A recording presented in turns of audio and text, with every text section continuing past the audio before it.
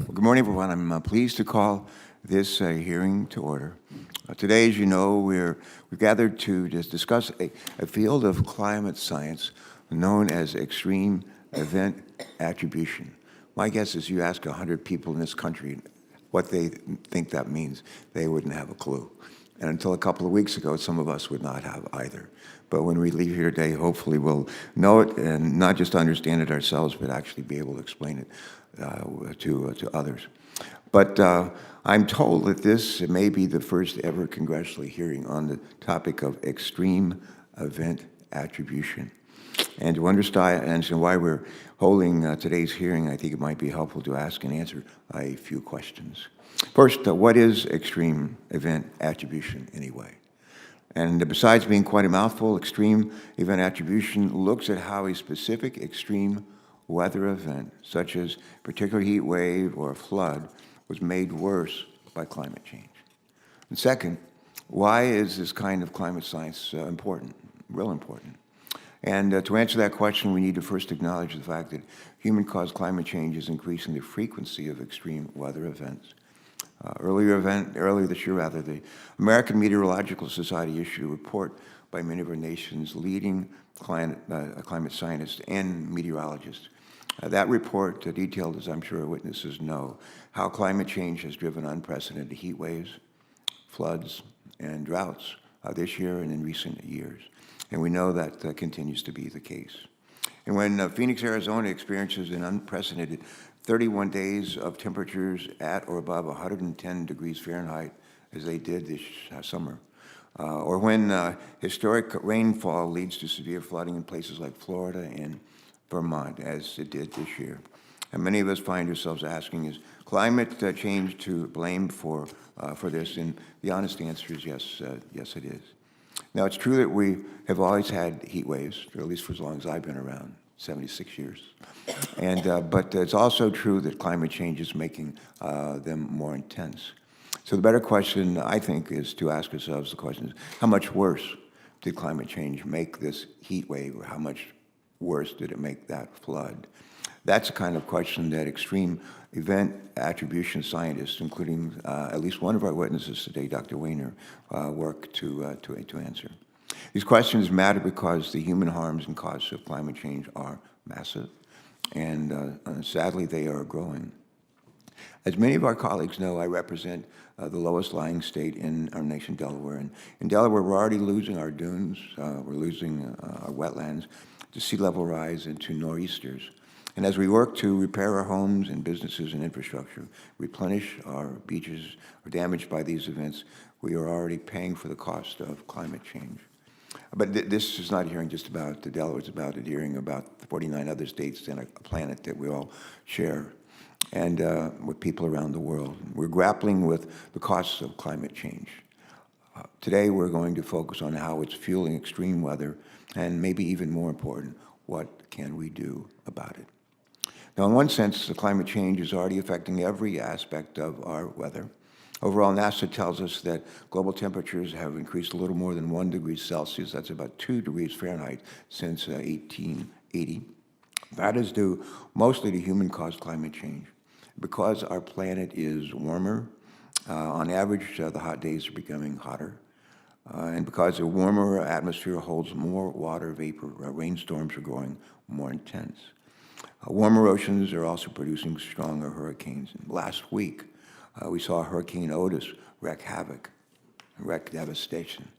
In Mexico, where it rapidly intensified from a Category 1 storm to a Category 5 in less than 10 hours. Think about that, less than 10 hours. I couldn't believe it, but it's true. Let me close and turn it over to Senator Capito, but first let me say you and I don't experience planetary averages. We live through and we clean up from and we pay for specific weather disasters. Extreme event attribution science help us to explain these events. So recognizing that we, as a planet, must prepare for more frequent and intense weather in the future.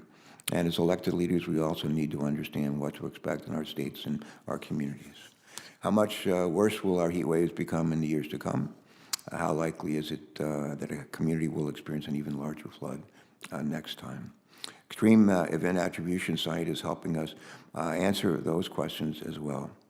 The ability to do so will be critical as we plan future infrastructure projects that we do. We work a lot on that stuff and kind of stuff here in this committee. Where we wrote big parts of the bipartisan infrastructure bill. This lady right here and I. And then we had the privilege of managing it on the floor, one of the biggest infrastructure bills in the history of the country. But making more informed policy decisions will help us protect more Americans from extreme weather and allow us to use taxpayer dollars more effectively. Let me close by reminding everyone that while climate change is driving extreme weather, we are not helpless and we are not hopeless. The situation is not hopeless. Working together, we can prevent the worst impacts of global warming by reducing greenhouse gas emissions, and that's what we're doing. And thanks to the bipartisan infrastructure bill that I've just mentioned and the Inflation Reduction Act, we're beginning to turn this adversity into opportunity. And importantly, we're doing so in a way that invests in American-made clean energy, lowers energy costs, creates good-paying jobs all over the country, and makes communities all over the country more resilient. Still, it's important to acknowledge that we have a lot more work to do ahead of us to tackle this challenge. So as we take those steps to better prepare for extreme weather and manage its impacts, extreme event attribution can be an important tool. And with that, we look forward to hearing from witnesses today about how communities can better understand and anticipate what is coming and increase their resilience to climate-fueled extreme weather. Before we do that, though, I want to hear from, and I know we all want to hear from a ranking member, Senator Capito, for her opening statement. Senator Capito, welcome. You are recognized. Thank you. Thank you, Chairman Carper. And before I begin, I have a throat lozenger in my mouth, so if I sound weird or if I start choking, I might need you to help me out. So I apologize for that. I can see the headline. It's Carper preventing me saves from Capito coughing. from throat lozenges. Threatened her hearing in her life. An extreme throat event. Anyway, I want to thank and talk about our committee's strong bipartisan work to reduce emissions and make our infrastructure more resilient. Chairman talked about that. Legislation such as the Use It Act, reducing barriers to the deployment of carbon capture, the AIM Act, directing a phase down of heat trapping HFCs, the Nuclear Energy Innovation and Modernization Act, supporting carbon-free nuclear energy, and the Infrastructure Investment and Jobs Act that the Chairman talked about, with its investments in emission reductions and resiliency, all passed in a bipartisan way. As we continue to build on that record by passing the ADVANCE Act and the NDAA to help deploy advanced nuclear reactors and technologies, as well as to renew our efforts on passing a permitting bill that will allow us to unlock American innovation across all types of technologies and bring American manufacturing back home. Several provisions of the IIJA are especially relevant to today's topic. That law's reauthorization of our surface transportation programs included a climate title for the very first time, establishing formula programs to help states build more resilient infrastructure and reduce certain emissions. The law also included funding for hydrogen hubs, like the Appalachian Regional Clean Hydrogen Hub, known as ARCH-2, that will benefit my state of West Virginia and our region. And the IIJA included $25 million to help EPA process Class 6 permits and $50 million to help states obtain primacy for permitting Class 6 wells, a necessary step towards broader deployment of carbon capture and storage. Despite the resources we provided in IIJA, the EPA has not granted Class 6 primacy to any state under this administration, nor has EPA granted an individual Class 6 permit to store carbon dioxide since the Obama administration, with 169 Class 6 wells now waiting to be permitted under the EPA. Commercial scale deployment of carbon capture and storage, I think, is vital if we are to meet our energy reliability needs while also addressing emissions. The administration must quickly review and process Class 6 primacy applications from states, as well as individual permit applications for projects in states without primacy. As our bipartisan work continues, there's widespread agreement that the climate is changing and that greenhouse gas emissions are contributing to that change. But I'm not sure that's the focus of the hearing. I'm not sure that the focus of the hearing is on that scientific consensus. At the end of Obama administration, The National Oceanic and Atmospheric Administration published a question and answer page about extreme event attribution. It remains on the agency's climate.gov website today. One question posed there is what can't extreme event attribution tell us? I'll enter the entirety of the answer into the hearing record, but the short answer is it can't tell us whether global warming caused a specific event. With global warming and extreme events, it is not a yes or no question. I want to be clear, this does not mean that climate change has no impact on the intensity of weather patterns. The trends are clear, and we need to be ready. And with technologies and adaptation strategies like those I've described, or policies area about which this committee has demonstrated our expertise, it is critical and crucial that we have effective solutions that reduce flood risk and coastal storm risk across the country. Since 2014, the committee has kept to a biannual schedule of passing bipartisan water resource legislation to advance these solutions. And I look forward to continuing this track record. We already had several hearings with our next latest WRDA bill.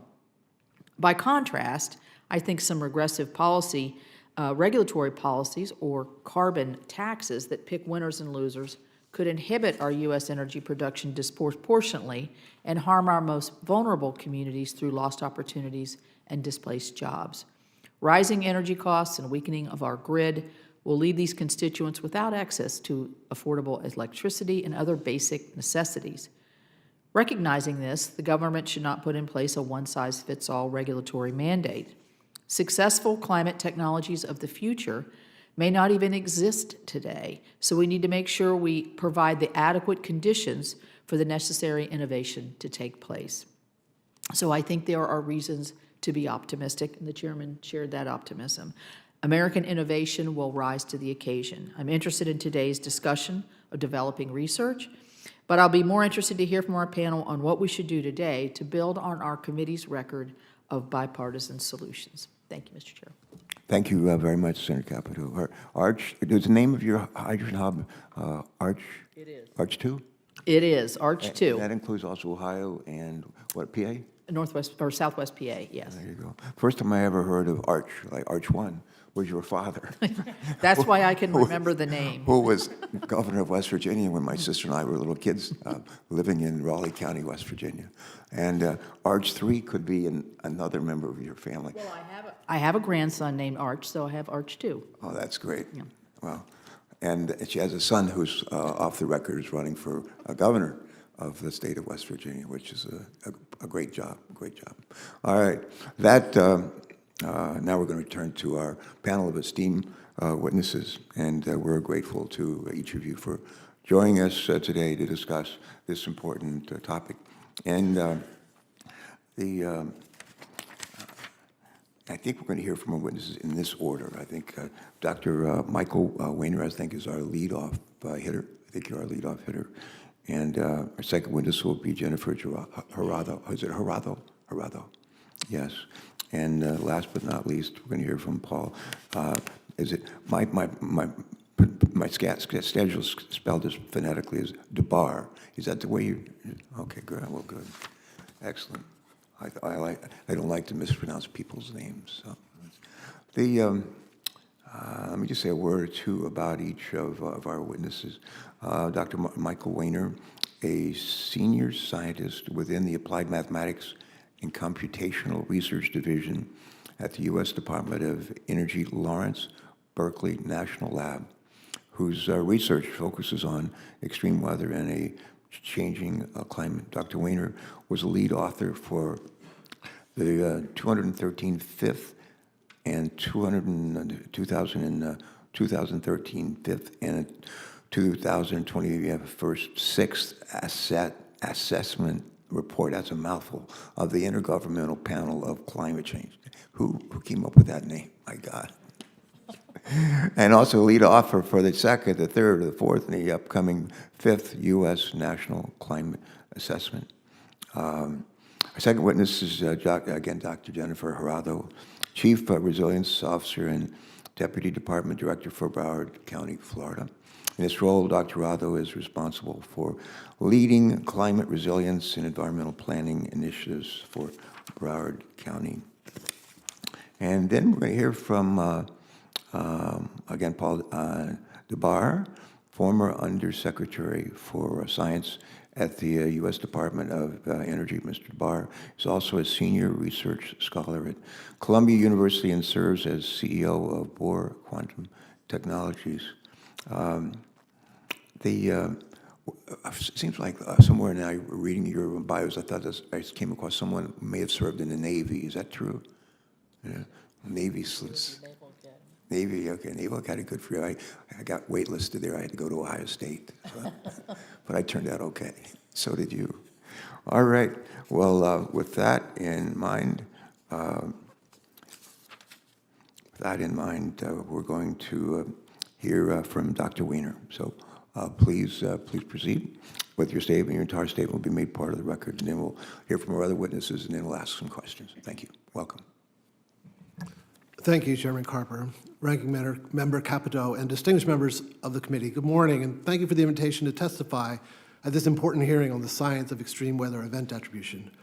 As you said, my research focuses on the behavior of extreme weather events in a changing climate, and I must say that my remarks are my own and not intended to represent the positions of the Lawrence Berkeley National Laboratory, the University of California, or the United States Department of Energy. According to the U.S. National Climate Assessments and the reports of the Intergovernmental Panel on Climate Change, it is unequivocal that humans have heated the Earth's climate. The best estimate is that human activities, principally the use of oil, coal, and gas, is responsible for all of the observed global warming since 1900. Our understanding about the Dr. effect... Wehner, you can slow down. You can slow down just a little bit. Okay. Yeah, thanks. Our understanding about... We can only hear so fast. Okay, I'm sorry. Well, at least I can't only hear so fast. Our understanding about the effects of this human-caused global warming on specific individual weather events has advanced considerably in the past 2 decades. For many types of weather events, scientists can identify and quantify the ways that the human interference in the climate system has influenced extreme weather. Obviously, as you said, we have always experienced extreme weather, heat waves, droughts, extreme storms, and the like. But extreme weather attribution science attempts to quantify the influence of climate change on these specific individual events by answering 2 related questions. First, has global warming affected the severity of an event of a particular frequency, say once in 100 years? And second, given the observed intensity of an event, has global warming affected how rare it is? And I detailed this a little bit more in my written testimony. Because we have only one planet Earth, to answer these questions, scientists must use both climate and statistical models to compare representations of weather events in the actual world that was to a world that might have been without climate change. Confidence is increased when multiple independent research teams use different approaches and arrive at similar conclusions consistent with observed trends. Confidence in quantitative attribution statements is very high about the human influence on heat waves, agricultural drought, and certain classes of severe storms, including hurricanes. Indeed, as the Earth warms, every heat wave that we now experience is hotter than it would have been without climate change, including those this past summer in the United States and throughout the Northern Hemisphere. Throughout the lower 48 states, I estimate that any heat wave we now experience is 2.5 to 5 degrees Fahrenheit hotter than it would have been. All Americans faced increased health risks from these hotter heat waves, particularly the very young, the very old, and the very poor in our society. Extreme storms have been made wetter by climate change as well. For instance, of the more than 30 different hurricanes that have been studied in an attribution context, all the analyses reveal a significant human fingerprint on the total rainfall amounts. Recent advances in attribution science have gone beyond studying the human influence on the meteorology of extreme weather events to include the impacts of these events on real people. Take Hurricane Harvey and the record flooding it caused in the greater Houston area, for example. Global warming made the surface waters of the Gulf of Mexico about 2 degrees Fahrenheit warmer, increasing the rainfall during Hurricane Harvey by about 20%. This increased the area flooded by about 14%, importantly leading to a 32% increase in the number of flooded homes in Harris County. I estimate that global warming is then responsible for about 1/3 of the $150 billion in damages estimated by NOAA during Hurricane Harvey. These damages were not equally distributed across socioeconomic groups. Half of these flooded homes were in low-income Hispanic neighborhoods. As about a third of Harris County is characterized as low-income Hispanic, this disproportionate impact represents an environmental justice, in my opinion. We're finding similar injustice to the most vulnerable of our society in an analysis of flooding in New York, New Jersey, Pennsylvania, from the remnants of Hurricane Ida. This recent extension of attribution science from weather to impacts could be informative in negotiations for the Loss and Damages Fund to aid nations particularly vulnerable to climate change. This fund was established but not financed at last year's meeting of the Conference of Parties, the COP27, part of the United Nations Framework Convention on Climate Change, and will certainly be one of the topics discussed later this month at the COP28 in Dubai. The human influence on extreme weather and its impacts on people is quite clear. I'm often asked, why do we do these attribution studies? I have three answers to this question. First, the public demand for information about how climate change affects them personally is very high. People want to know. Second, increasing the number and variety of individual extreme events studied increases our understanding of the extent of the human influence on them. And third, and perhaps most importantly, our quantitative understanding can aid decision makers in increasing the resilience of our society to a future hotter world. Extreme weather event attribution has shown us that dangerous climate change is already happening. How much more dangerous we let it become is up to us. Thank you, and I welcome your questions. Thanks very much for your testimony. You mentioned, I think, one planet Earth. I heard at one point in your testimony you said one planet Earth, which reminds me of something that, not a witness here, but a fellow who came from France a couple of years ago and spoke at a joint session of Congress, a guy named Macron, President Macron. And he said, he didn't say one planet Earth, but he did say no planet B. He said, there's no planet B. He said, we're only going to get one planet. This is it. We got to take care of it. So I was reminded of his comments when you said that. Next, we're going to hear from Dr. Herado. And Dr. Herado, we've already talked a little bit about your background, but we're delighted that you're here. Please proceed. You can talk as fast as you'd like. But please, no, you may want to do that. You got your speed down just perfect. Pitch perfect. Thank you. Okay. Good morning. Chairman Carper, Ranking Member Capito, thank you for your leadership in convening this hearing today. As you shared, I am the Chief Resilience Officer for Broward County, the 17th largest county in the U.S. and the second most populous in the state of Florida with nearly 2 million residents. While we are leaders in many ways in adapting to a changing climate, we remain at the forefront of significant impacts. South Florida is no stranger to extreme weather. To manage nearly 60 inches of rainfall we receive annually, we've made extensive investments in drainage, flood control, stormwater management systems. Even so, as we grapple with the impacts of climate change, the limitations of these investments are evident, and record-breaking events are becoming more damaging. Most recently, on April 12, 2023, a thunderstorm delivered an unprecedented 26 inches of rainfall in 12 hours, impacting much of our community. A 30-minute commute became a 3-hour navigation of floodwaters. Flooded vehicles were abandoned en masse. The Fort Lauderdale-Hollywood International Airport closed for 40 hours. Fuel distribution from Port Everglades was disrupted, affecting 12 counties and 5 international airports. Water levels reached 2 to 3 feet in several older neighborhoods, and the city of Fort Lauderdale remains without a city hall. And yet this event occurred outside the hurricane season, a 1-in-1,000-year rainfall event. Less than 3 years earlier, Tropical Storm Eta delivered 22 inches of rainfall in 3 days. The 6-week rainfall total was 4 times the historical average in inland areas, some of which remained flooded for 2 weeks. In 2017, an 18-inch rainfall event closed Sawgrass Mills, the region's largest shopping center, for 3 days. The economic loss was $30 million. These 3 extreme events, all in the last 6 years, account for the highest annual rainfall totals in the last 30, exceeding 88 inches in 2020. Congress has helped to ensure South Florida remains dry during wet weather events. In 1948, Congress authorized the Central and Southern Florida Flood Control Project, the CNSF, and it was constructed by the Army Corps of Engineers. Today, it serves 11 million residents, but it's under substantial stress, especially due to intense rainfall events and sea level rise. Given these new extremes, we've advocated for a new look at the CNSF system and thank the committee for its authorization of the comprehensive study of this flood control project as part of the 22 WRDA. Without this study and future funding for improvements, our local efforts would not be as effective. Of course, extreme conditions are not limited to flooding.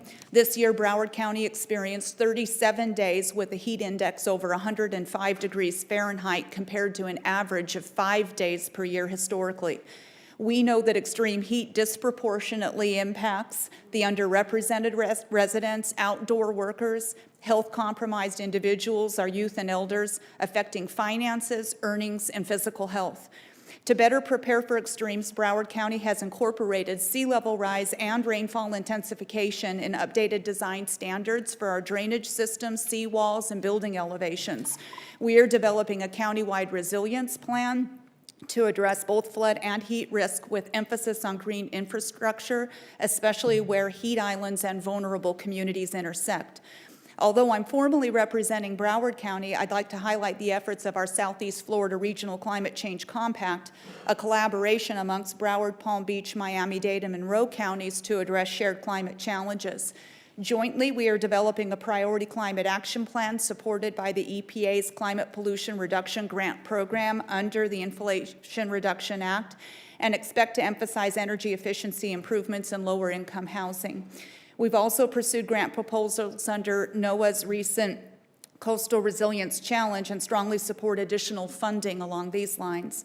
Additional federal collaborations and programs aiding our efforts include modeling and monitoring supported by the USGS, technical assistance of NOAA, the Corps, USGS, in providing future conditions guidance for planning, DOE grant support for electric vehicle charging infrastructure, the IRA's direct pay tax credits aiding clean energy and energy efficient investments by local governments, FEMA's BRIC and hazard mitigation grant programs, and the totality of the Corps' resilience efforts in our region, including shoreline protection, Everglades restoration, the CNSF project, Back Bay and navigation studies. Climate change is one of the most pressing issues facing our region. Continued leadership and support for transitions to clean energy alongside aggressive adaptation actions is critical to our economic and community vitality. We look forward to continued collaborations with our federal agency partners, and thank you again for the opportunity to speak today. Thank you. Thank you, Dr. Riley. You packed a lot in to 5 minutes. That's pretty impressive. I think I could learn from you. Finally, we're going to hear from Mr. Dehba, and you're recognized as well. We're happy you're here. Thanks so much for joining us. Please proceed. Chair Carper, Ranking Member Capito, I am honored to be before the Senate again for the first time before this committee to discuss climate impact, energy innovation, and policy. Over my career, I've been engaged in all the various aspects of energy, including liberating neutrons at a reactor and addressing solutions for the environment. In particular, as Undersecretary for Science at the Department of Energy. And other than Senator Kelly, I've likely traveled to more remote locations to collect climate data. I'm one of the few people who has been to both the geographic North and South Poles, both in government service, and in part both missions were around climate data gathering. As Undersecretary, we supported gathering data and computer simulation of the climate, including the work of Dr. Wehner, at many of the national labs I ran, including Lawrence Berkeley, as well as at Nettle and others, in support of research at universities and in everyone's state here at the committee. The world has been successful at reducing different types of emissions due to innovation. And I believe the right strategy for the world today is to continue discovery, innovation, and deployment of new options. America has been the dominant country at investing in discovery and the lead in deployment of new energy technologies. And America is a global leader in the pipeline of new prospects. I'm quite positive about these prospects due to the U.S. being the world's leader in public and private energy R&D, including the world's leading universities, national labs, the dominant winner in Nobel Prizes in the physical sciences, and the global leader in venture capital and startups. I reached this positive conclusion based on a lot of data, most of which we are deploying today was invented within the last generation, such as commercially effective lithium-ion battery chemistry, wind turbines, innovative drilling technologies, and PV solar. And as Undersecretary, I enjoyed the Nobel Prize reception in the Senate vestibule for winning the Nobel into lithium-ion chemistry. And the pipeline for future innovation is very strong. For example, Form Energy, which has recently opened a plant in West Virginia, has developed an iron air battery that literally rusts and derusts for its chemistry, that produces power for 25 times longer than lithium-ion and is 80% cheaper. X Energy, an SMR fission company, is in the process of building the next generation nuclear all over the country. And Montana Technology has developed a MOF-based HVAC cooling technology that uses up to 75% less energy and emissions than current compressor systems, and no Freon. American innovation has and will continue to lead the way to solutions. One final innovation takeaway that we should consider is that regulators or elected officials mandating winning energy technologies is poor technology policy. The innovation ecosystem has a track record of inventing new options that were not predicted. For example, President Bush's famous 2001 energy assessment had a long list of predictions of winning energy technologies, and most of them were significantly wrong. Unpredicted innovations in drilling, solar, and batteries came along and remade the landscape, including for emissions. It is better policy for EPA in the states to allow for a technology-neutral, innovation-open strategies that allow for the competition of discovery. And we need balance in energy policy. We need to concurrently care about increasing energy availability, lowering energy costs, lowering emissions, and national security. And due to American innovation and a solid all-the-above bipartisan pro-supply policies over the last generation, we were able to deliver on all those concurrently. I have the confidence that we can do that again this generation. While we certainly need to understand the drivers of climate change, we should focus on solutions also. America is the global energy superpower. We went from the largest energy importer in the world to the largest energy exporter. We invented for us and the world a portfolio of technologies that are making an impact on emissions. And there is a pipeline of even better ones to come. Policy to allow the ingenuity of Americans to harness and allow deployment of their new ideas will be the solution. Great, thanks. Thank you very, very much. Dr. Herado, let me just start. Let's see. I'll start with Dr. Wehner. Your colleague to your right there, Dr. Herado, has told us that Fort Lauderdale and surrounding communities in Southeast Florida have experienced several devastating torrential rainfall events over the last couple of years, including, I think she may have mentioned 26 inches of rainfall over 12 hours last April. 26 inches over 12 hours. And my question, Dr. Wehner, for you would be, would you consider this torrential rainfall event unusual? Should we expect to see more extreme rainfall events as climate change worsens? Thank you, Senator. Yes, indeed.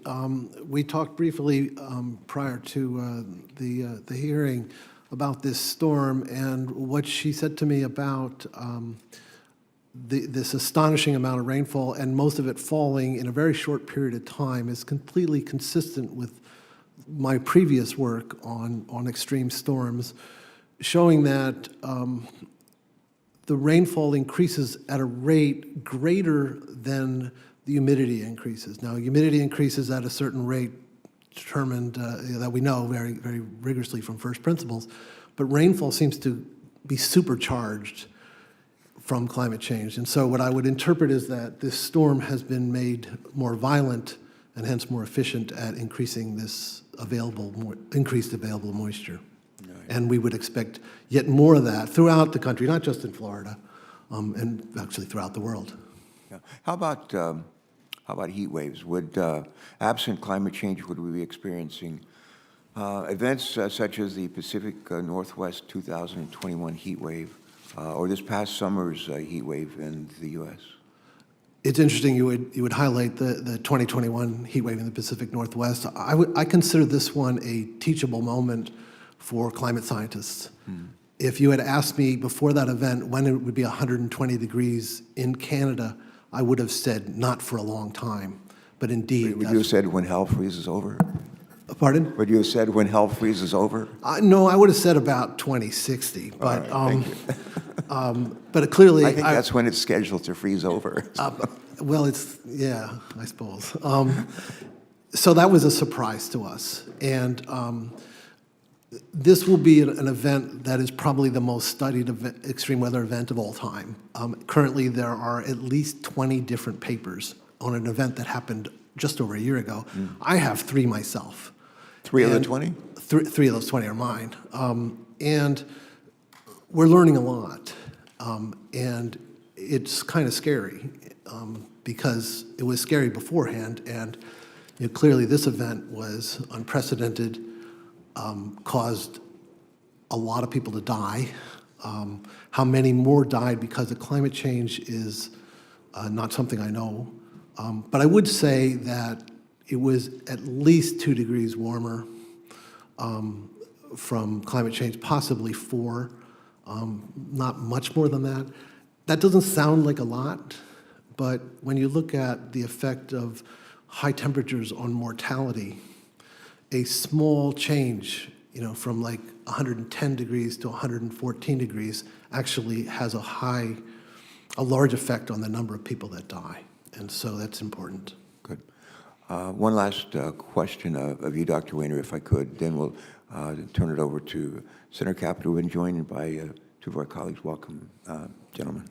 Dr. Wehner, as communities across our nation experience increasingly extreme weather events, resiliency and adaptation are front of mind for state and local officials. They are in Delaware and West Virginia, and I think every state that's represented here. Our infrastructure, our roads, our bridges, our pipes, our wires are essential to our daily lives, and they've got to be able to withstand more frequent and severe weather events. My question is, would you please share an example of how attribution science can inform the design and engineering of infrastructure projects to better manage the impacts of these extreme weather events when they occur?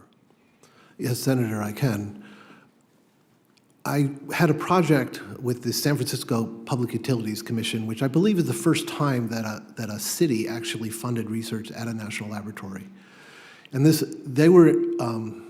city of San Francisco is charged with rebuilding the wastewater management, the sewers.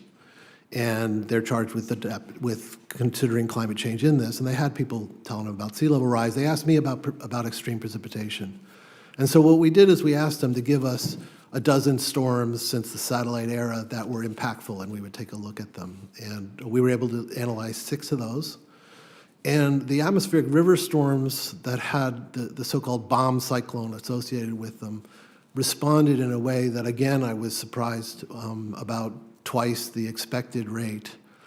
And that was used by their consultants to modify their IDF curves. These are intensity, duration. What are frequency IDF curves? Intensity, duration, and frequency. Of course. And it's a design tool that engineers use. Thank you. And that's the extent of my knowledge. I will quote what Susan Leal said, who was the former director of the Public Utilities Commission and now one of their consultants. And she said, and I quote, "There ain't no pipe big enough."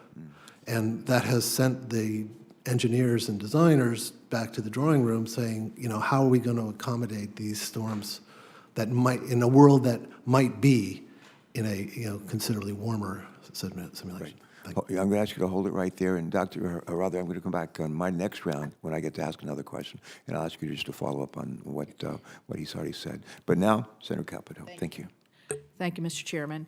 Mr. Dehba, I love this one term that you used in your statement, technology neutral, innovation open.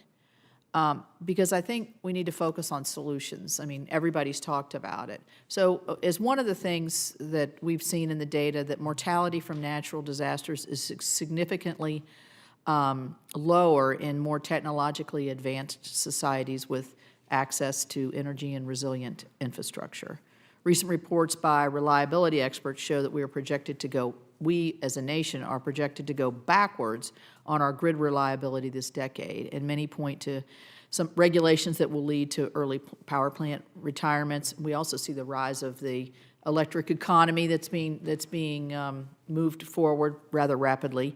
So, and everybody's mentioned that the most vulnerable are those that are in the lower economic echelon of our society, and that's troublesome, obviously, for me. So how will extreme weather impact energy demand, and how do you think grid reliability will impact our vulnerability in these events? Yes, Senator. So I agree with your point that grid reliability has actually been decreasing. I think the most stark example that most people don't know about is that there's actually been more power plant shutdowns in many areas of the country. New England is one, New York is another, Texas is another. It's really actually all over, in which more power plants are being decommissioned for various reasons and are being built. And the ones that are getting built have a lower capacity factor, so the number of megawatt hours is way lower. And so I think we should be concerned about that. That gets to regulatory processes and citing whether it's state or federal, that in the kind of world that we're trying to electrify, Right. we're actually de-electrifying. And I think that's a long and complicated process that needs to be streamlined. Okay, thank you. You know, we've had near-term emission reductions, and we are still, and will continue, I think everybody is in agreement on here, experience climate change impacts until globally our greenhouse gases are reduced. But it may continue then. You know, there's stuff we don't know, you know, that we don't know into our future. How do we create economic conditions for innovative solutions, for technology neutral, innovation open, that would increase our resilience and our disaster readiness? I mean, at the Department of Energy, you probably saw this, you probably see this as well, certainly overseeing the national labs. Dr. Wehner's at a national lab. Are there near-term technologies that can be deployed to improve our adaptation strategies?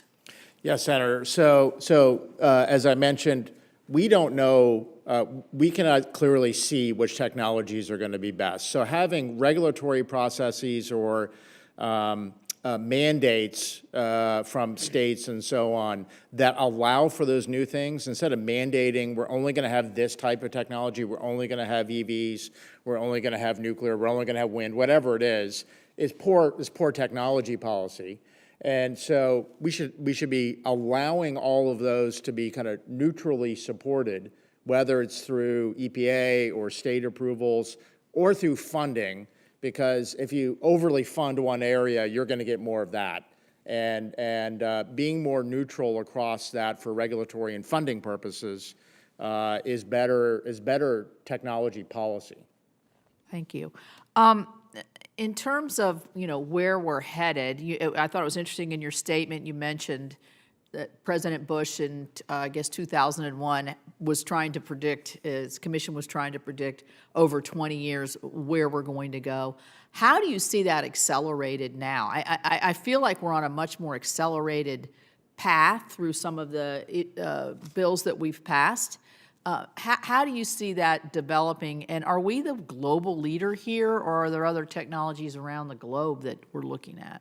So America by far leads the world in energy discovery. Manufacturing is a different topic, but when it comes to energy discovery, America rules the roost on many different metrics. So there are many things. We are accelerating, Senator. There's a reason why that process has improved significantly. But you could look at California, or you could look at what's going on in Massachusetts. Fusion is much more likely than it used to be for various reasons, and many others. So I think the acceleration of discovery has dramatically improved. We're in a much better space on that front. Thank you. Mr. Chairman, I want to go back to my first question when I talked about electricity reliability. I want to submit a letter from both, it's to Administrator Regan, from the chairman of the West Virginia Public Service Commission and the chairman of the Delaware Public Service Commission that is cautioning what the administration is doing on the Clean Power Plan to look at how it will impact our states. Without objection. Thank you. I was reminded of in that exchange that just took place about I think we can be proud as Americans that we're leading the pack in terms of addressing climate change. And there's a saying, I don't know if it's in the Bible or what, but to whom much is given, much is expected. And we are a nation richly blessed, as you know. And we are, frankly, the leader in terms of, over the time, putting emissions in the air that in our planet that are actually leading to climate change and global warming. So given that we helped create this problem, we have about maybe an oversized obligation to addressing it. And I think we are. I think we are. We're doing good work in this panel. We're doing good work with this administration, and hopefully with the administration that comes in, a whole bunch of people around the country. Thank you. Okay. We've been joined by Senator Markey. Senator Markey's been working on these vineyards for a long time, and we're delighted that he had joined us along with Senator Bozeman and Senator Padilla. Senator Markey. Thank you so much. Yeah, so we're the first generation to suffer from climate change. We're the last generation which can do anything about it, so that's our challenge. And in answer to Senator Capito, yeah, in terms of innovation, up in Massachusetts, we have a center, it's called Greentown. There's 300 companies up there, all doing MIT, Harvard, Tufts-related research. And one of the companies is called Form Energy, which is actually creating a manufacturing plant down in West Virginia for 800 jobs for Right, next Mr. year. Jabbar talked about that. Excuse me? Mr. Jabbar talked about that in his Oh, opening you did, statement. yeah, great, yeah. So that's a perfect kind of partnership between kind of the innovation community up in Massachusetts, the manufacturing capacity in West Virginia, and there are many more companies up there who are looking at West Virginia, for example, for where they'll be doing the manufacturing. So to accelerate this, and by the way, their breakthrough is for batteries, it's not lithium ion, it's iron, I-R-O-N, which is going to be the battery, the third most common element in the world, okay? So that's a big breakthrough in terms of battery technology. And there's just so much that is happening because of the IRA, the tax benefits that flow, and then the state of West Virginia or other states that then give additional benefits to manufacture there. So I think it's a good a team effort to accelerate this transformation. And just like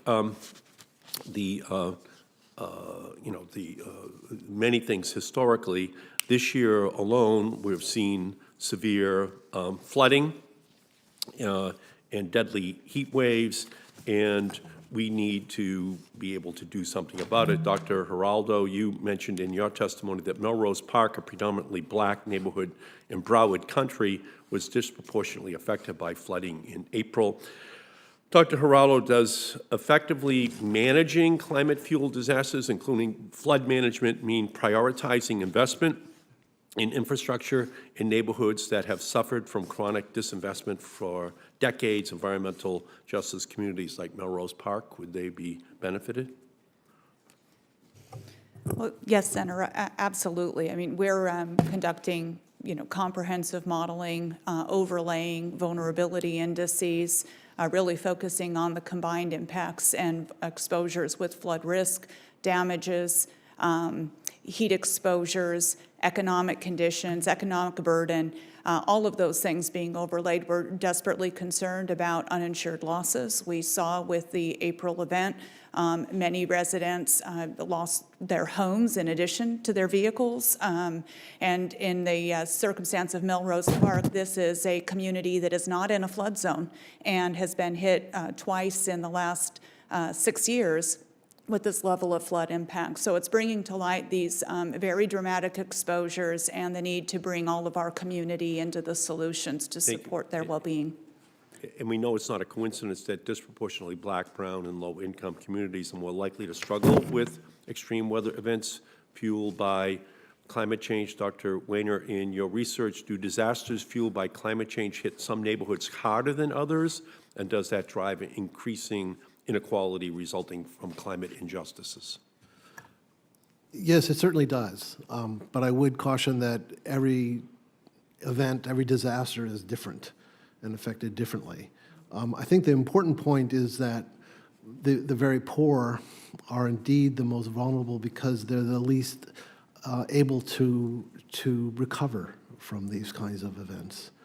And so that's, I think, pretty obvious. Yeah, it is obvious. And do you agree with the research that says that extreme weather events are up from 3 times per year in the United States in the 1980s to 20 per year now in the 2020s? Do you agree with that? I might have written that. So please expand, because obviously that's like a 7-fold increase in the number of extreme weather events in the United States over the last 40 years, and we know it hits poor people disproportionately, though it hits all people who are impacted. Well, Senator Capito's made a point that climate change didn't cause these events, and I think that's something I completely agree with. We borrow from epidemiology techniques to sort of understand how climate change has affected these events. Now, some events, might be less frequent. Blizzards, for instance, in a warmer world, they've become rainstorms. But certainly for heat waves and violent rainstorms, like hurricanes or this one that hit Fort Lauderdale, are more frequent. Well, let me ask it another way. NOAA data shows that disasters that caused more than $1 billion in damage rose from 3 per year in the 1980s to more than 20 a year in the 2020s. You agree with that? Yes, absolutely. And Dr.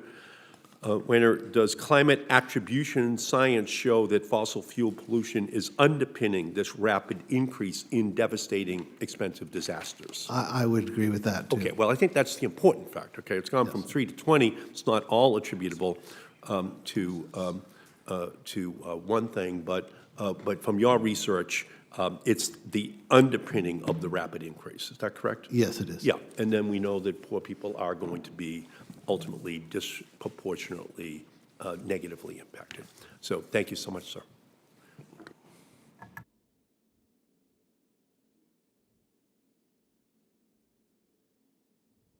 Senator Padilla, welcome. You're on. Thanks. We've been joined by Senator Whitehouse. Nice to see you. Thanks for joining us. Good to be with you. Yeah. Thank you, Mr. Chairman. I'm not speaking a little bit to the choir here, but for the record, according to the 4th National Climate Assessment, which is a report from a congressionally mandated program, climate attribution studies have indicated that throughout the western United States, human-induced climate change is substantially reducing winter and spring snowpack, which is then increasing the likelihood of chronic drought. The report also indicates that under no change to water management practices, several important western U.S. snowpack reservoirs, including the Sierra Nevada and California, will effectively disappear by the end of the century. Dr. Wehner, as a contributor to the assessment, can you walk us through the impact of snowpack loss for California and other western states? Yes, Senator, I can. In fact, that research was initially performed by Dr. Alan Rhodes at Berkeley Lab when he was a graduate student. And in that work, basically, if we continue on a business as usual or a no policy scenario of emissions, by the end of the century, the snowpack in the Sierra would be effectively gone, as it would also in the Wasatch Mountains, which is an important source of water for Utah and Salt Lake City. And so in California and throughout the West, we rely on the snowpack as a temporary reservoir and to supply water for both agricultural needs and for our urban requirements. And that infrastructure was built over the past century and was assuming that the snow would melt on a schedule that was, in the past. And that has changed. There are studies that show that the snow melt is begun earlier. And as that continues, it will overwhelm our ability to manage water, so we will run out, in the latter parts of the, before it starts snowing again, or raining again. Right, it just compounds the effect of, this last winter was an anomaly, so when we have less precipitation, earlier, quicker runoff, that leads to very difficult scenarios later in the summer and early fall, each and every year with growing populations and a growing economy. So just laying that out for my colleagues, we need to do different going forward, and we need both policy and investments building on what we've done with the Inflation Reduction Act, building on what we've done with the bipartisan infrastructure law. Now, speaking of precipitation, I do want to also acknowledge the historic storm events that took place this last winter that illustrated our nation's vulnerability to heavy precipitation and flooding when we get what little rain that we do get too much too quickly. Atmospheric river rainstorms are responsible for nearly 85% of flooding on the West Coast, which threatened our vital infrastructure and vulnerable communities. In California specifically, we had 9 successive atmospheric rivers in January, which caused flooding, power outages, and mudslides, resulting in an estimated $4.6 billion worth of damages. I lay that out because it's important to get the data to better understand what we're grappling with here so we can inform how we adapt and how we respond. So I was actually glad to see the President's supplemental request funding for NOAA's acquisition of 2 Hurricane Hunter aircraft replacements, which is something that both Senator Graham and I, both members of the committee, pushed hard on. These planes can help provide real-time data from inside atmospheric rivers to increase vital decision-making, which is important to protect life and property. Dr. Wehner, back to you. In your testimony, you mentioned that climate attribution research in heat waves and hurricanes is more advanced. Can you talk more about the need for research and development around atmospheric river events? Well, indeed, the literature on hurricanes is long and detailed, although we don't know everything, obviously, about hurricanes. Atmospheric rivers weren't even named such until about 20 years ago. And so it's a much younger field of research, and there's much more to be done. And in fact, what you mentioned about sending airplanes out into these storms has only just begun, but that's really critical to get that kind of data so we understand why some of these disturbing findings that we've found about atmospheric rivers, particularly the ones that are associated with the so-called bomb cyclones, have such a sensitive response, a large response in their precipitation mounts from climate change. So, thank you. And I know my time is up. I'll just end with this. Having been briefed post these atmospheric river events earlier this year, a lot of the impact on the ground to communities, particularly vulnerable communities, were a result of the atmospheric river storms not behaving as they were initially predicted. Again, because of the lack of research historically when it comes to atmospheric rivers. So the quicker and better we can understand how they're more likely to behave, whether they just stay stationary over a certain geographic area or move further north, south, east, west, depending on greater climate factors, the more we can prepare to protect life and property on the ground. So appreciate all your research and testimony here today. Thank you. Thank you, Madam Chair. Senator Whitehouse. Thank you. Dr. Herado, I'm a senator from Rhode Island, a fellow Ocean State, so I think I'll focus my questions on you. I gather you are seeing continuing and increasing tidal flooding, sometimes referred to as sunny day flooding, that has nothing to do with a rainstorm, but has to do with sea level rise and tidal action. Yes, Senator, absolutely. I think that these events were first observed maybe with increased regularity about 10 years ago. Then we began to see longer fall tidal flooding. Now the flooding also occurs into the spring months. So you can really set your clock by the expansiveness and frequency of these events. They're particularly compounding flood conditions because when it rains and we're having this high tide flooding, none of our flat landscape can drain. We actually find tidal flooding contributing to inland flooding miles inside the county because of the interconnectedness of these systems. You jumped ahead to my next question, so well done. So if you are nowhere near the coast in Rhode Island, but you are potentially in a riparian zone near a river that's going by or a canal that's going by, you could well be flooded with fresh water because of the sea level rise creating hydraulic back pressure on the escape of that fresh water from Florida's land surfaces. That's exactly the condition. In fact, some of our most western communities, we see tidal signals in the canal network that are 15 miles inland. And so that increase in water level that carries through the entire network is not constrained to the coast by any means. But clearly the most severe impacts are happening in the coastal area, but that can extend 6 miles inland. And it's not only affecting what happens with surface water flooding, but we also find a rise in the groundwater table that's extending 6 miles inland as well. And that affects all of the drainage infrastructure associated with site development, roadways, transportation projects as a whole. And along with the rise in the groundwater from effectively hydraulic sea level rise pressure, are you also seeing that salt water is intruding through the limestone into what previously were freshwater wells and water sources for homes and businesses? That, too, is absolutely the case. We've estimated that we lost about 30% of the coastal wells or will to saltwater intrusion by about the year 2050, 2060. We partnered with Palm Beach County to develop a very large surface water reservoir as an alternative water supply holding 35 million gallons of water to help compensate for what's happening with saltwater intrusion. It's very much driving the practices as we look at long-term water supply investments, and impacts on our wastewater collection system as well, because that water is driving into those connections. And is the warming of the ocean offshore, including measured up to literally jacuzzi recommended temperatures, causing an effect on the strength of storms that hit Florida, particularly hurricane-level storms that come from the ocean?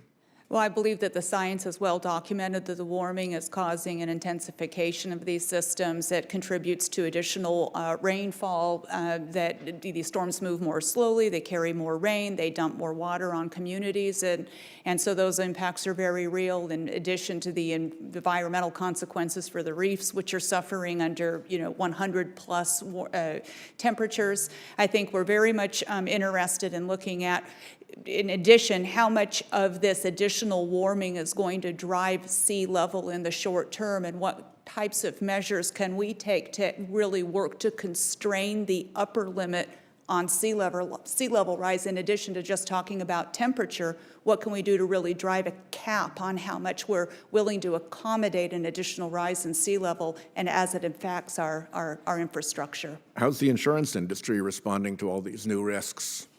Well, certainly we've seen sizable adjustments in what's happening with flood insurance policies, and then we have our windstorm and policies on top of that. I shared at a roundtable at the White House a couple of weeks ago, while the national average on homeowners policies is about $1,400. Most of the people I know in Florida are paying about $8,000 a year currently, and that's just windstorm, not counting flood. And from what I understand, nearly a dozen local insurance companies have gone bankrupt, facing claims. Others have stopped renewing policies in order to avoid future risk. National companies are walking away entirely from Florida markets, and there's a resulting flood, if you wish, to a flight, I guess would be the better way to call it, to your state-backed insurance company. How much of a burden do you think your state-backed Citizens Property Insurance Company will end up carrying? It's hard to say, but currently the Citizens program is trying to depopulate, and I know that many are receiving notices that they're required to consider these alternative policies, and one I read about just recently was a 450% increase in the annual premium to move to the private to a private holder. So the options are significantly reduced. The costs are escalating beyond a level of affordability, and I think that it's one of the most treacherous conditions affecting home ownership and the ability to live in South Florida, where we need people to be able to work and prosper. They can't even afford an annual insurance premium. Thanks very much. I've gone over my time. I appreciate the indulgence of my colleagues. I'd only add that when I last checked, Citizens Property Insurance had reserves of $4 billion. Idalia so far is over $10 billion. Hurricane Ian was over $110 billion. So there's an enormous gap there. There certainly is. Thank you, Sheldon. All right, Senator Merkley, good to see you. Welcome. Glad you joined us. Thank you very much, and I wanted to continue the impact on insurance, because I picture middle-class families who have a mortgage, and their mortgage generally says, you must maintain homeowner insurance. And so the family gets a notice saying, sorry, we're canceling your homeowner insurance. And the family has to go out and find a separate homeowner insurance, otherwise the mortgage company will put the homeowner insurance on a very, very expensive policy. But it becomes increasingly hard to find that. So our middle-class families really in the middle of a mortgage, they're not buying a new house, if you will, finding that they're in trouble in terms of securing the insurance they need to maintain their mortgage in good standing?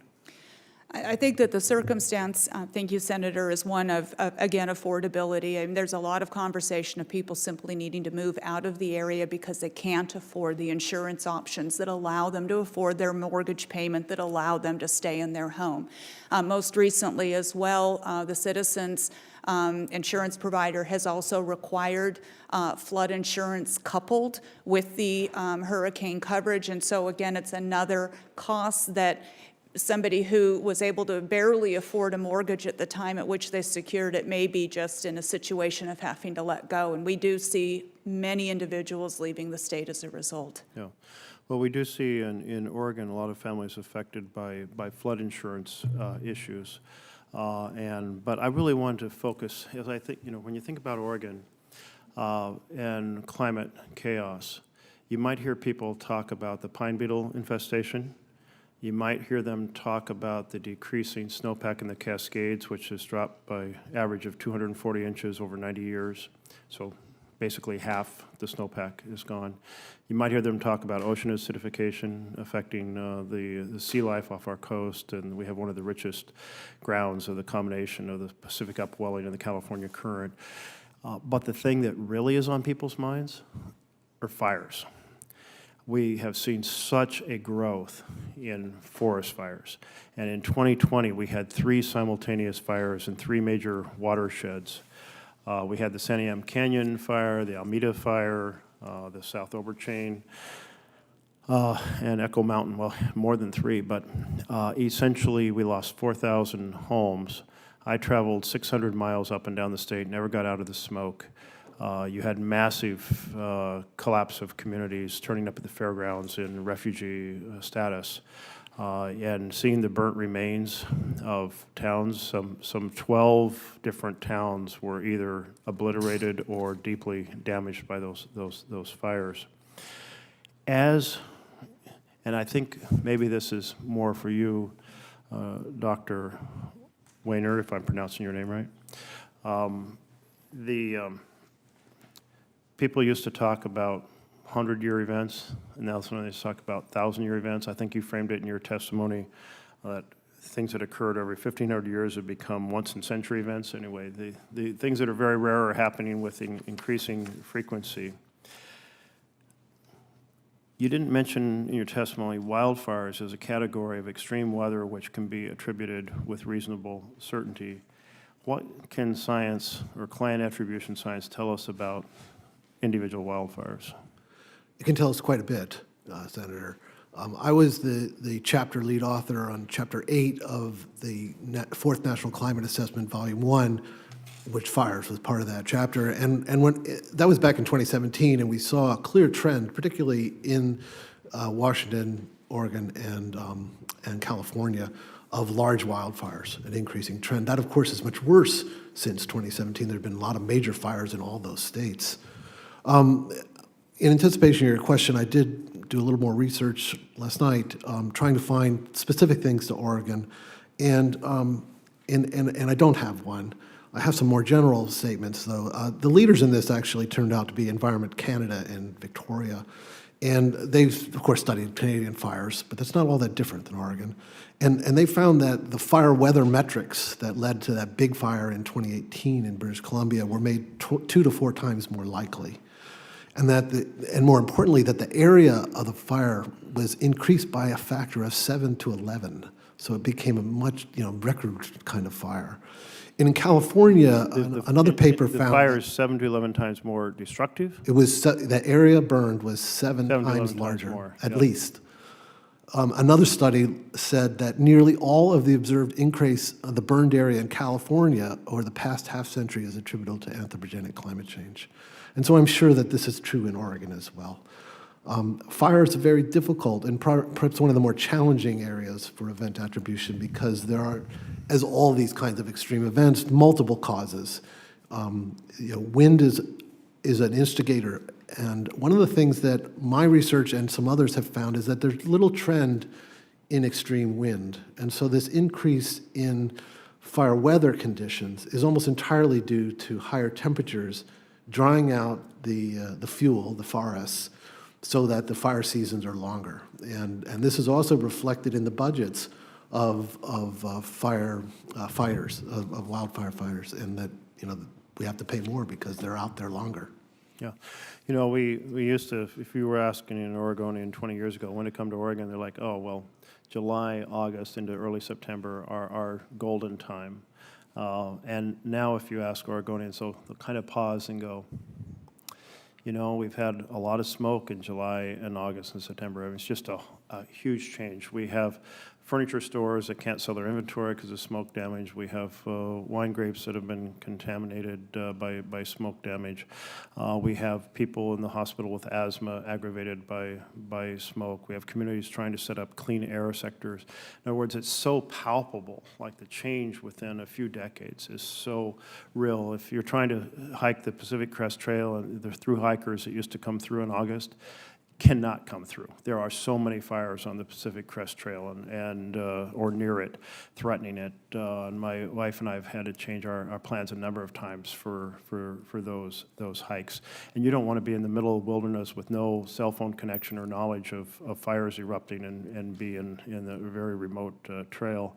It's so many dimensions of our life in Oregon been affected. The Ashland Shakespeare Festival, huge challenge with cancellations due to air smoke quality.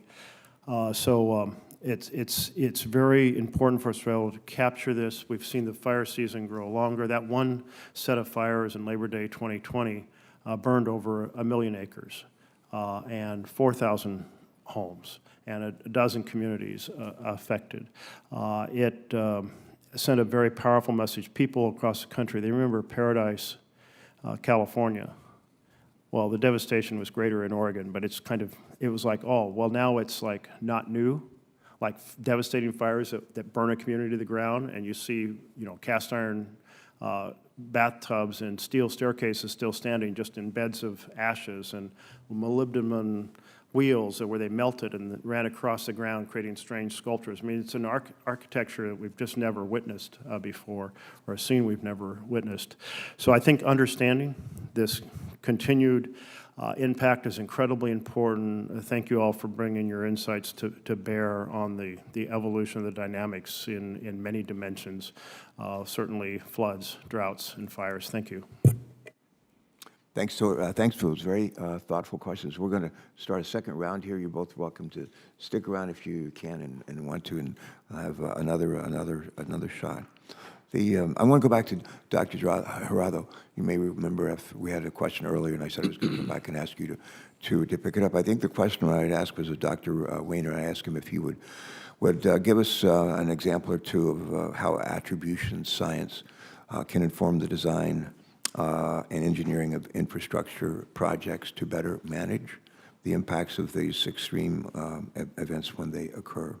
And I just want to ask for Dr. Herado, for you, as chief, are you the chief resilience officer for Broward County? You are, aren't you, right? Correct. Yeah. How important is it to have scientific information about the size of events that we may be faced with next? How important is that? And how can the results of attribution studies inform local infrastructure planning and decision making? Thank you. It's an absolute criticality. One of the greatest challenges that we faced in South Florida was trying to account for rainfall intensification.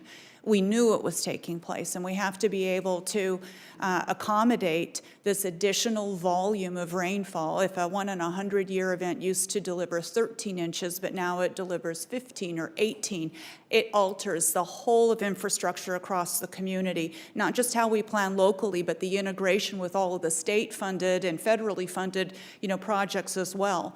So we need to have harmonization across infrastructure, and we need to know with certainty, a decent level of certainty, what's the percent change that we should be accommodating in our infrastructure for this intensification. So we worked very deliberately with our federal agency partners to account for initially a 13% increase in rainfall, ultimately made that adjustment to 20%. So this 20% intensification for rainfall events is now embedded in the design standards that we have for drainage infrastructure, surface water management infrastructure. We're ensuring that the improvements to the CNSF project also account for this rainfall intensification. It drives our flood elevations. So absolutely, we needed to be able to embed this not in the various types of design infrastructure and then be able to account for how it influences change in groundwater table, plus the flood elevation, plus the conveyance and storage needs. Very critical. And having that information allows us to not only design appropriately, but also consider to the extent to which our mitigation activities in terms of reducing emissions and decreasing the intensity of these events can work to make a longer-term difference over the course of the next several decades. How much of that can we mitigate through our emissions improvements? All right, thank you. Thanks for that. I'm going to come back to Dr. Wehner for another question, one dealing with beliefs and attitudes. In fact, let me just hold off on that. We've been joined by one of the two retired Navy captains who serve in the United States Senate these days, and a former astronaut, a guy who's done all kinds of stuff with his life, a guy who married up, as I did, and his name's Mark Kelly. Mark, thank you for. Thank you, Mr. Chairman. Clearly married up, with no doubt about that. Thank you, everybody, for being here today, and I apologize for running a little late. Every summer in Arizona, it's hot. We know that. But this year, the heat wave hit a whole new level. In the month of July, Phoenix had a 31-day streak where the average temperature was above 110 degrees Fahrenheit, 31 days in a row. And in total, we had in Phoenix 55 days above 110 this summer. And that's unprecedented. But one stat that I saw describing this summer's heat stands out above the rest, and I was just looking at a plot, this is couple months ago, and this is actually a global plot on worldwide temperature. And when you look at the summer of 2023, it kind of stands out. And data from the Copernicus Climate Change Service found that the average global temperature, which is what I'm talking about, when I looked at this, it was a 3 sigma variation, 3 standard deviations away from the norm. And to me, as somebody who used to do a lot of stuff with data as a test pilot, could be a bad data point. Could be. But temperature is a pretty easy thing to measure. So in my view, and in my mind, it's either bad data, which it's not, or something very unusual has happened. That same data shows that in July and August of this year, we were 1.5 degrees centigrade warmer than pre-industrial levels. So Dr. Wehner, when we see data like this, how easy or difficult is it to attribute all or even part of this to a change in the climate? And when we see data increases like the change in summer temperatures from last year to this one, it's sometimes hard to communicate why this is such a big deal. So how does climate attribution shape the ways that we talk about the impact of climate change on data? If you can address those. Thank you, Senator. Yes, this year is a particularly unusual one. And Arizona wasn't the only place that had a heat wave. At the same time, we had heat waves in the United States, we had heat waves in Europe and China all simultaneously. And that's part of the reason why so the whole northern hemisphere was hot. And that's part of the reason why the global mean is a 3 sigma event. Now, some of that is going to be an El Nino effect, and we can quantify that, but not nearly all of it. And so some also, part of it is quite clearly the anthropogenic effect, the human-caused effect from our consumption of fossil fuels and our changes to the composition of the atmosphere. Dr. Wehner, can I just ask you, if you go back decades or over the last 100 years, has there been another three sigma event in temperature? Not that I'm aware of, but my knowledge isn't complete on that. So it's an unusual event. This is, when I was coaching ice hockey, I would call this, in the words of the great basketball coach John Wooden, a teachable moment. This is a teachable moment for many of us, including climate scientists, so that we can better understand that. And attribution science is probably the key to understanding how all these different factors led to this 3 sigma event. So part of it could be El Nino. Some of it certainly is called El Nino. Some of it could be natural. But we've had El Ninos We've had El Ninos in the past, of course. What's the cycle on an El Nino? It's every 4 to 7 years. 4 to 7. But 1998 was another huge El Nino year, and then years afterwards were cooler. And I had to write papers afterwards saying, the title of the paper is the climate warming or cooling, and it's because people were saying, well, climate change stopped. And so it's important to look, that's wrong, of course. You can't just start your analysis in the hottest time of the year or hottest data point. And so, Yeah, the CO2, methane, carbon monoxide just didn't vanish from the atmosphere. no. And so the longer the data records, the more informative it is. And do you expect future 3 sigma events to occur more frequently? That I cannot say. I don't think we understand changes in variability nearly as well as we do changes in the average. But I certainly can tell you that this summer event, throughout the world was unusual, but it will be the norm in a very short period of time. And do you feel that the messaging in the United States and across the planet on this issue and this 3 sigma event is sufficient? Or do you feel like maybe media and others are falling short? I'm not sure how to answer that question.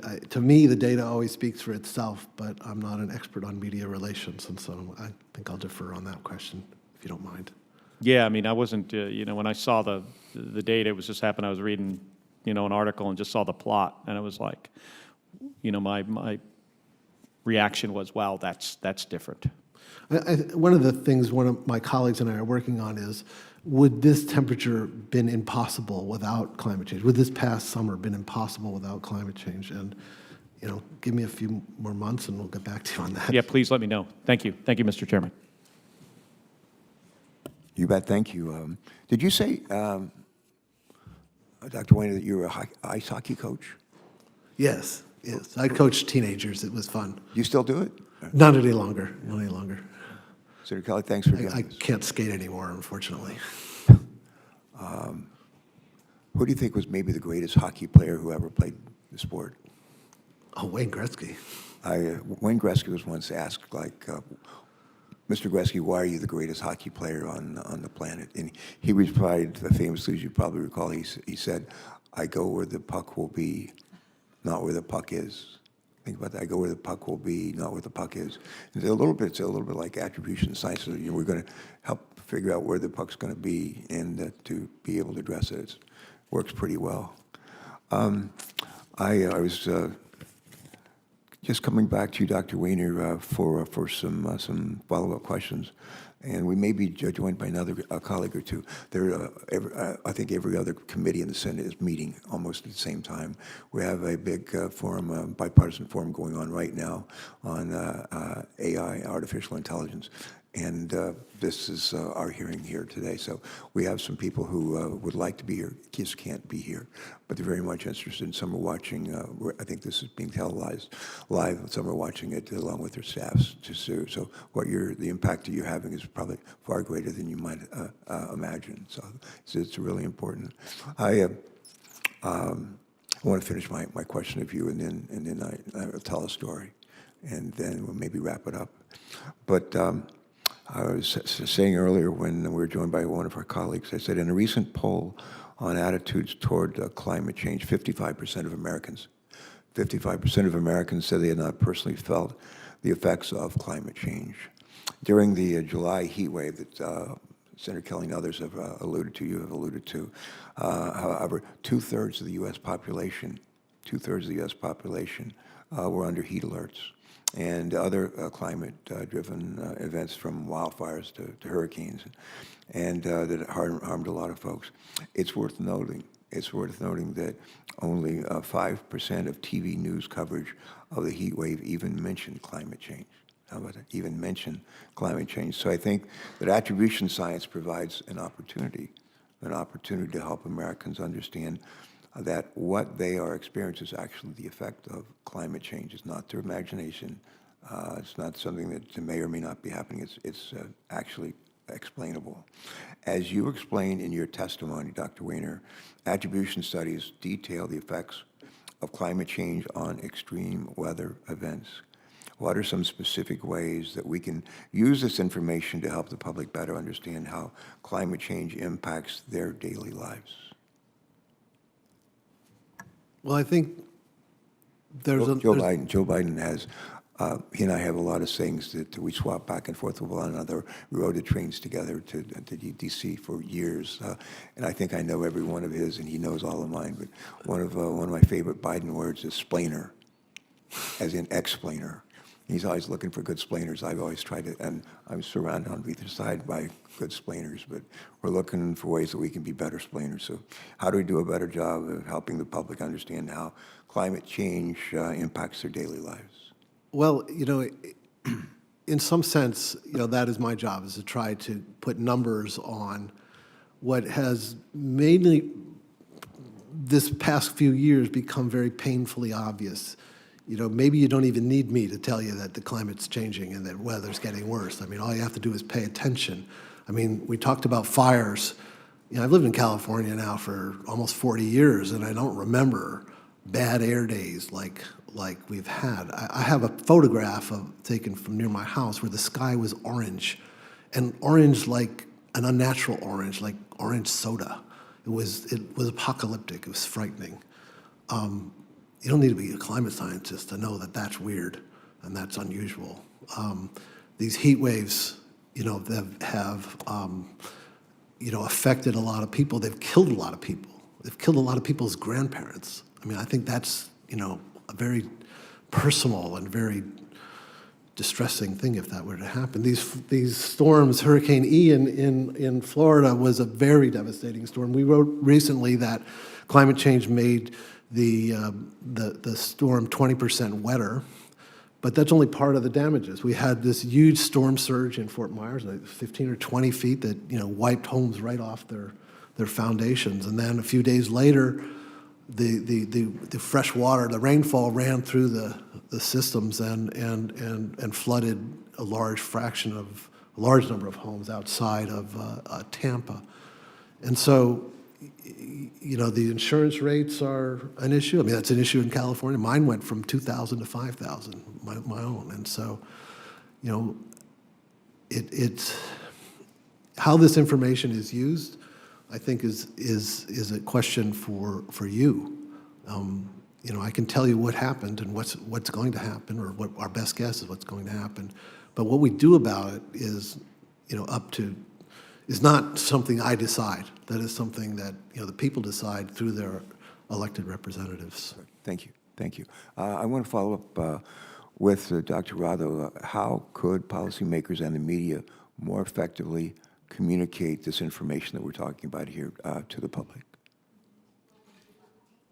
Thank you for the question. I think that the media conversation is a significant one. It's interesting. I've been in D.C., over the years, and hear meteorologists, I don't know on which channel, but speaking about climate change as part of the weather delivery. when it happens, it's almost stunning. Why aren't our weather forecasters integrating discussion of climate as part of the weather forecast? When was the last time that we collectively looked at the CO2 concentrations at Mauna Loa? I remember when it passed 400 parts per million. Do we ever talk about having lost that benchmark and where we're going, and how these conditions relate to on-the-ground effects? Government at the local level, we are not the best communicators. We need assistance with this. No matter how many presentations we give and websites that we deliver, the majority of the public are not aware of the conversation or the amount of work that's taking place. So I think it is about recognizing impacts, celebrating wins, celebrating investments, talking about the change in individual circumstance that comes with investing in resilience, broadcasting the types of programs that are available because of the concerns that are being expressed, providing more funding for the types of projects. The EPA, the Climate Pollution Reduction Grant, great start, but $4.3 billion across all of the communities in the United States is just, it's one shot at a much larger problem that we have in terms of helping residents adapt and celebrating the types of investments that are making quality of life improvements as climate change is taking place. All right. Thanks for that response. As if things couldn't get any busier, the Senate is now beginning to vote. So we have all these hearings going on, this big forum, bipartisan forum that's going on AI, and we're trying to solve climate change here for the morning. Senator Capito has gone to vote, and I don't know that she's going to be able to come back and finish up with another round of questions. I have one or two more that I'm going to ask, and then we'll wrap it up. One of the closing questions I'll ask for you just to think about this is, I talked about ice hockey. I'm going to use a baseball metaphor, telegraphing my pitch. You can tell in baseball how the way the pitcher holds the ball, maybe delivers the baseball to the batter. You can tell what kind of pitch it is: fastball, curveball, slider. But I'm going to tell you my pitch to you. I'm going to ask a question: where do we agree? Where do the three of you agree that maybe 10, 15, 20 years ago there wouldn't have been as much agreement in this room at this table? There used to be one of the ranking members here was a fellow named Jim Inhofe from Oklahoma, who was a climate change denier, and he would have readily admitted. I remember when it snowed here one time, it was like in warm weather, it snowed, and we had, 6 inches of snow in the lawn in front of the Capitol. He went out and he made snowballs, and he brought the snowballs, I think, onto the Senate floor and said, the climate change, I don't believe that's real, look at these snowballs here in August. And by the time he left here, and he was a senior Republican on this committee, he was my lead Republican on Diesel Emission Reduction Act. So, then people can change their minds. They can learn. Real quick question, Dr. Herado, and then we'll move toward wrapping it up. Question about how Inflation Reduction Act programs boost resiliency. The Inflation Reduction Act and the Bipartisan Infrastructure Law, which I'm proud to say were largely written in this room. But in any event, they included programs to help states, programs to help tribes, to help cities, help counties reduce greenhouse gas emissions and to improve their resiliency. One example is the EPA's climate pollution reduction grants. And my question, Dr. Herado, is, does your community down in Broward County, does your community want and need this federal assistance? And a follow-up question to that is, how are you using federal grant programs and clean energy tax credits? Mm-hmm. And is this assistance sufficient for communities to address climate change by driving down emissions and increasing resilience? Thank you for the question, Sure. Senator. The support is absolutely needed. I'm sure that many are aware that our state passed on the CPRG funding and most recently on the solar project funding for residential investment. If that money is not made directly available to communities, meaning municipalities, tribes, and counties, many of us will not be able to take advantage of these very critically needed investments, and there frankly aren't alternative funding sources.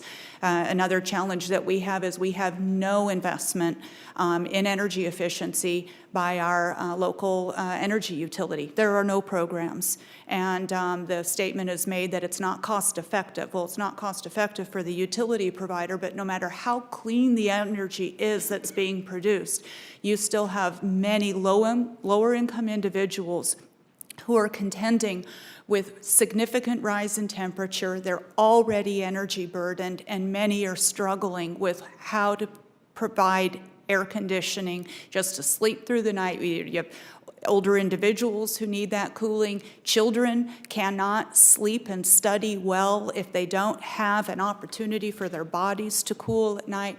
The CPRG funding, that Climate Pollution Reduction Act funding, is critical for being able to aid with investments that help energy efficiency in single-family, multifamily residences that need that support.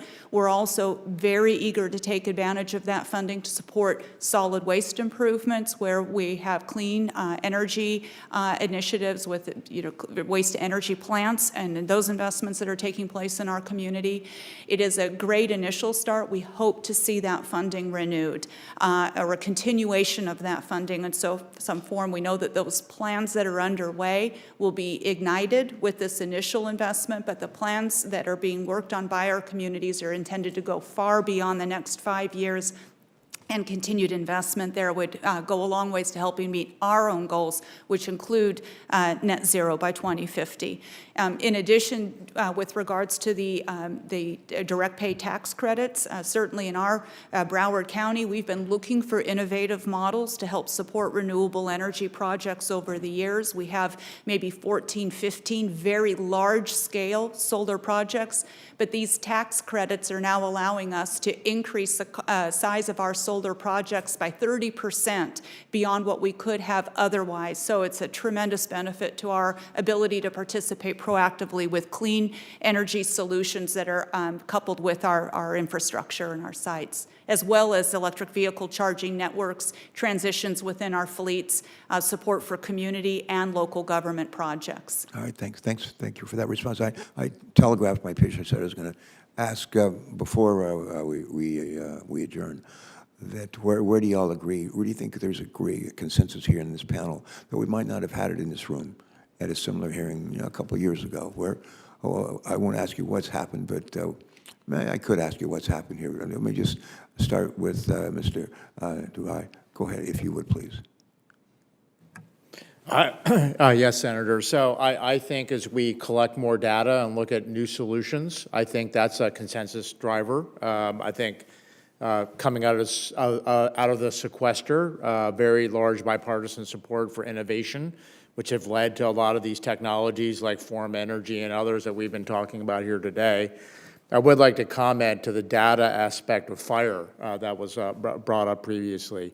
So there are solutions, right? And once again, we have these problems, but there are solutions. So let me give you one example around data and solutions on fire, which is you could use, I ran the National Quantum Initiative for the United States. You could use the photons on the fiber that go down the power lines, and you can detect the power quality and ergo the resistance of the power lines, and you can predict when they're going to fall. We haven't been able to do that. So using quantum networking and quantum sensing for these things going on in California and elsewhere, you could use that sort of new technology and detect meter by meter as the resistance of that line is degrading, and you could go fix it before the line falls.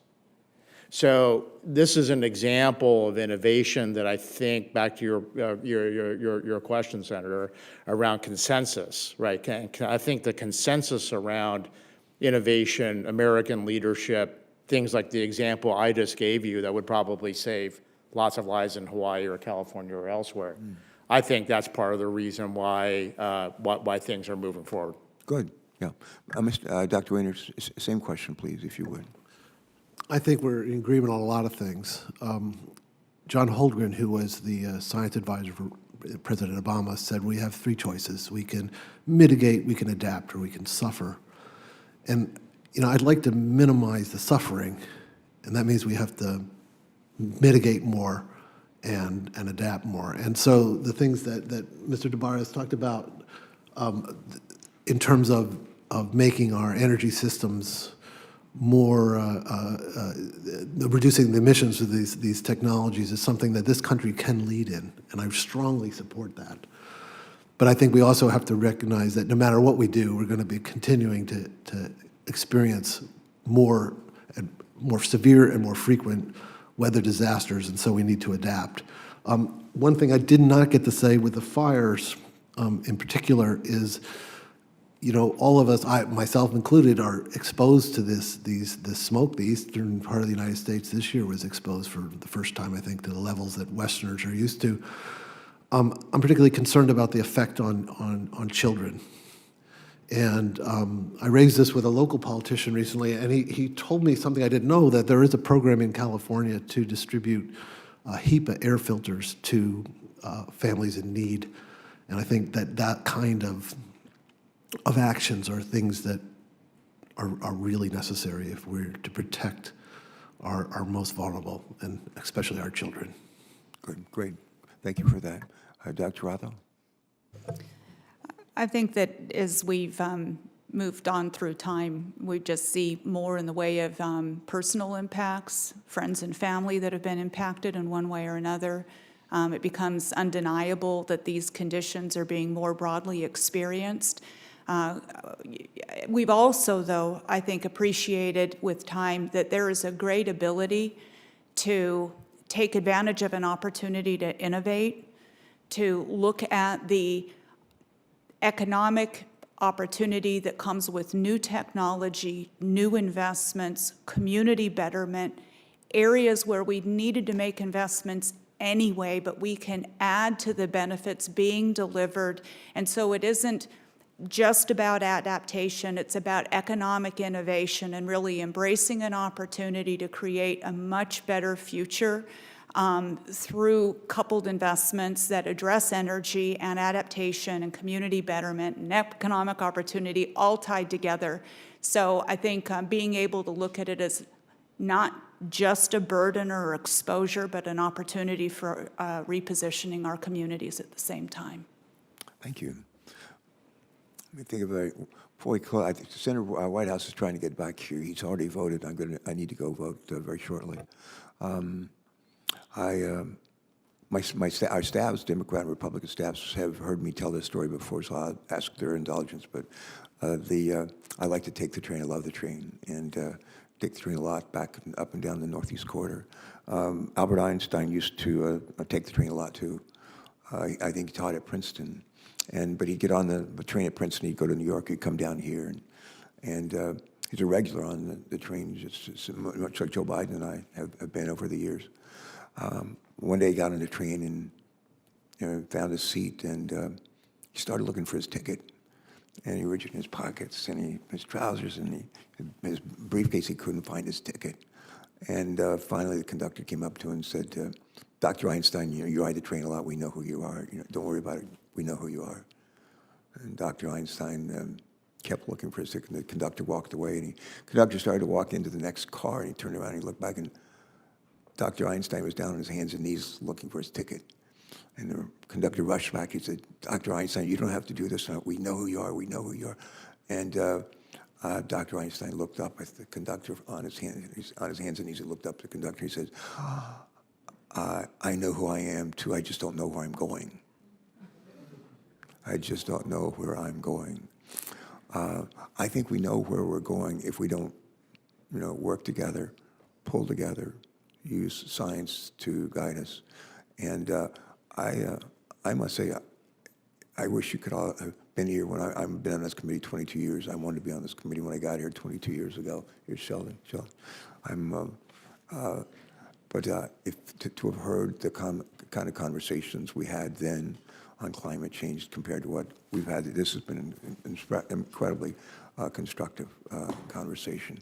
And I applaud each of you for taking the time to join us. Everything, as proud as I am of the work we've done in the Inflation Reduction Act and the work we've done on climate change provisions within the bipartisan infrastructure bill, everything I do, everything we do, we can do better. Everything we do, we can do better. And it's one thing to write legislation, to get it signed into law. The really important piece now is implementation. And one of the things that Senator Whitehouse and my colleague Senator Capito are interested in doing is making sure we do a good job on the implementation. And we don't just write legislation on this committee. We actually help implement. We do oversight. And we need to do a whole lot of that in the days going forward. So I will. I'm going to hand the gavel over to Senator Whitehouse. I leave it in good hands. But folks around the country think we don't like each other here. Democrats, Republicans hate each other. We never want to work together. I have people who say to me, like at least every week, Sheldon, when I'm getting on the train station, and I get on a train here up in Delaware, people say, "Can't you guys just work together? Can't you work together? Can't you do work to get something done?" And I wish they could have sat through this hearing. They might have been encouraged a little bit, because I think we have a pretty good idea of what's wrong, and we have a lot of good ideas about how to address it. And if the American people would hear that, I think they would be encouraged.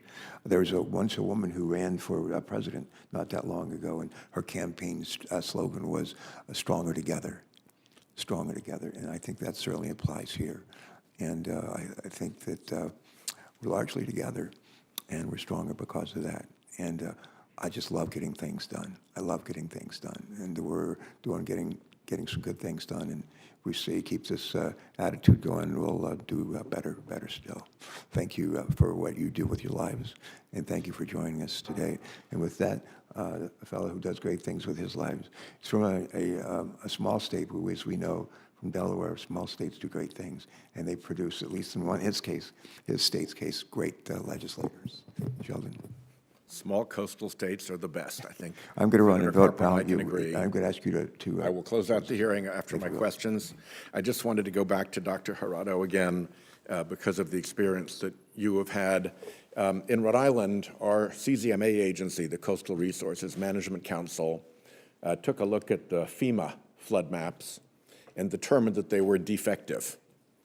And we've seen, for instance, in the Houston flooding, that it hit about 50% accuracy rate.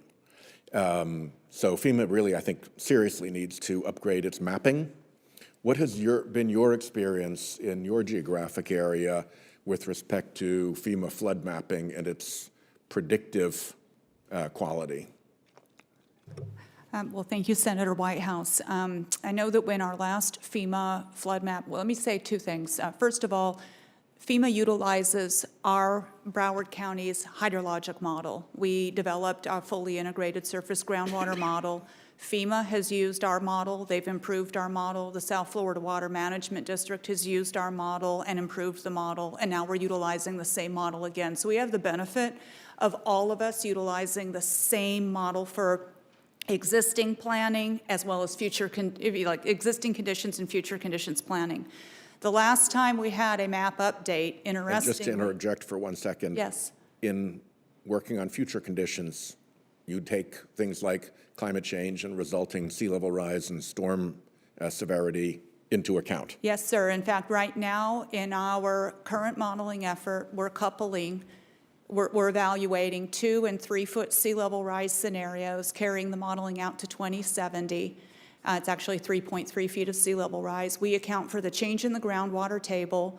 We account for the high tide condition under each of those sea level rise scenarios. We account for various storm surge conditions, including 25, 50, 100-year storm surge, and we couple that with a variety of what we call design storm events. So 10, 25, 50, 100-year rainfall conditions, and look at the compound flooding under all of those scenarios. And so we're utilizing that now as the basis for our county-wide water management planning and redevelopment strategies. So how far can we adapt through infrastructure investments and development approaches versus how much can we not address, such as with a 1 in a 1,000-year rainfall event. There's going to be some element of flooding that we, again, just can't build a large enough pipe or have enough storage area. But with the FEMA flood mapping, I know at the time of our last update, we actually had 60% of the existing parcels that were removed from the map Our engineers would say that that map, by and large, more accurately reflected current condition today flooding, only because of a lot of refinements in the data. It was just better data, like LiDAR data, that came into the modeling effort. However, just like Melrose Park, still have communities that are not in a flood zone, which is always the case, that are still vulnerable to flooding. So we knew, though, that when those 60% of those parcels moved out, that they would come right back in as climate conditions continue to evolve. So we actually use our own future conditions flood map. That is not, we use a variety of tools for setting finished floor elevations. FEMA is one, but we require the highest of all of our tools be used for planning. And we have a future conditions flood map that integrates much of what I just described as one of those tools. So in many areas of the county, we're not relying upon the FEMA flood map. The FEMA flood map is most impressive where it's now been incorporates the coastal A zone. And in the distinction there was that we account for sea level rise, but hadn't accounted for storm surge. FEMA was accounting for storm surge, but not sea level rise, and that's why this current modeling effort is so critical, because it brings everything together. So the multi-party effort has been a significant improvement over FEMA alone in the wild doing mapping. Improving the models with time and everyone jointly utilizing the same models, but also integrating future conditions, because we have to account for risk tomorrow, not just the risk today for all of our infrastructure. That's our perspective. And do you think the flood insurance program requirement that you build back in place needs adjustment, where properties are predictably going to be flooded over and over and over again in order to protect the integrity of the federal flood insurance program?